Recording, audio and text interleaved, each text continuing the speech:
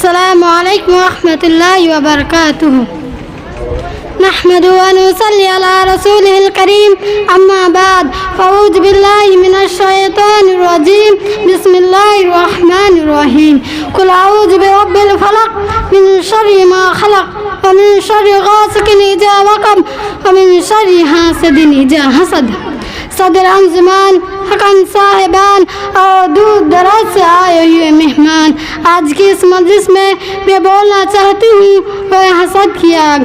محترم سامعین و سامعات، یہ جو موضوع ہے اس کا تعلق دل سے ہے اور دل کے اعمال جسم کے اعمال سے زیادہ اہم ہے۔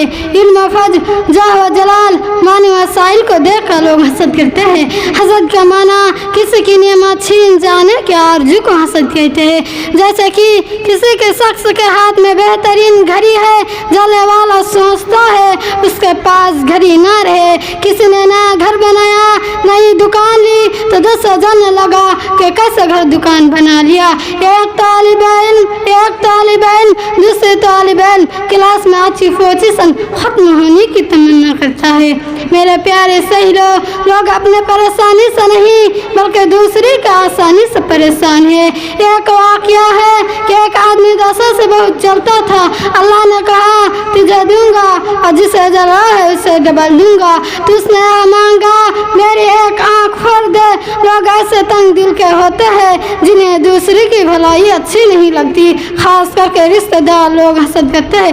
حسد کی وجہ سے یوسف علیہ السلام ان کے بھائیوں نے کنویں میں ڈال دیا۔ ان میں سے کہنے والے نے کہا یوسف علیہ السلام کو جان سے مارو، کسی گہرے کنویں میں ڈال دو کہ کوئی راہگیر نکل لے جائے گا۔ حسد کے نقصانات، حسد بہت بڑی آزمائش ہے۔ پڑھے لکھے لوگ بھی حسد کرتے ہیں اور حسد جیسے بیماریوں کا شکار ہیں۔ حسد رب کی تقدیر اور رب کی تقسیم سے راضی نہیں ہوتا۔ اللہ کسی کو دے کر آزماتا ہے اور کسی کو نہ دے کر آزماتا ہے۔ اللہ فضل بعضکم علی بعض فی الرزق، اور اللہ رزق پر تم میں سے بعض کو بعض پر فضیلت دی ہے۔